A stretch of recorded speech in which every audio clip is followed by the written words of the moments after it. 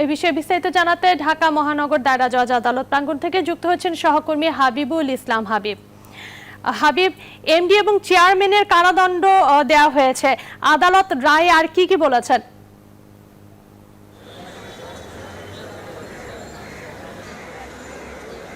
ধন্যবাদ আপনাকে। কিছুক্ষণ আগেই রায়টি ঘোষণা করেছেন ঢাকার অতিরিক্ত বিশেষ জজ 4-এর বিচারক নাজমুল আহসান।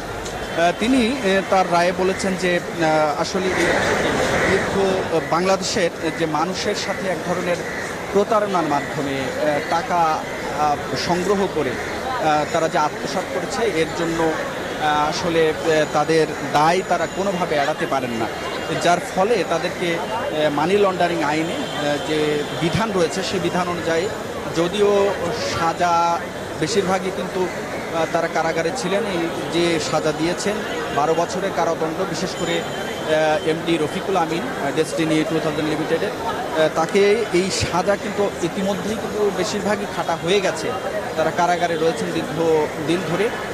এছাড়া আপনি জানেন যে চেয়ারম্যান হারুন অর রশিদ সাবেক সেনাপ্রধান, তারও কিন্তু কারাদণ্ড দিয়েছেন।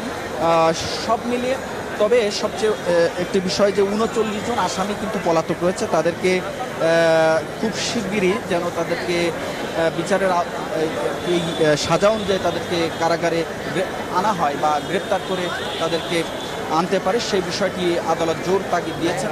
এবং আদালত যে বিষয়টি আরও উল্লেখ করেছেন যে এই যে ডেস্টিনির নামে এই যে বিভিন্ন ধরনের ভুইপোট প্রতিষ্ঠান, তারা যে মানুষের কাছ থেকে এক ধরনের প্রতারণার মাধ্যমে তাদেরকে ব্রেন ওয়াশ করে তাদের কাছ থেকে যে টাকা তারা আত্মসাৎ করার যে একটা প্রক্রিয়া, এই যে বিভিন্ন কোঅপারেটিভ সোসাইটির নামে এই ধরনের প্রতারণার শিকার যেন আর মানুষ না হয়, সে বিষয়টি আদালত নজরে এনেছেন। এবং আপনাকে বলে রাখি যে এই রায়ের মধ্য দিয়ে একটি বিষয়, এবং এই যে মামলাটি ডেস্টিনির মামলা, সেই মামলাটি কিন্তু বাংলাদেশে একটি গুরুত্বপূর্ণ মামলা। আপনি জানেন যে সেই সময় ডেস্টিনির সবচেয়ে আলোড়ন তৈরিকারী একটি প্রতিষ্ঠান ছিল, যারা সারা দেশের অসংখ্য মানুষের কাছ থেকে, গ্রাহকের কাছ থেকে তারা যে ট্রি প্লান্টেশনের নামে যে অর্থ কালেকশন করে তারা সেটিকে আত্মসাৎ করে,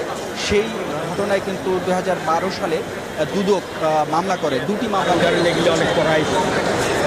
নামে এবং যে 2000 লিমিটেডের নামে যে দুটি মামলা, সেই দুটি মামলায় কিন্তু রফিকুল আমিনকে সাজা দেওয়া হয়েছে।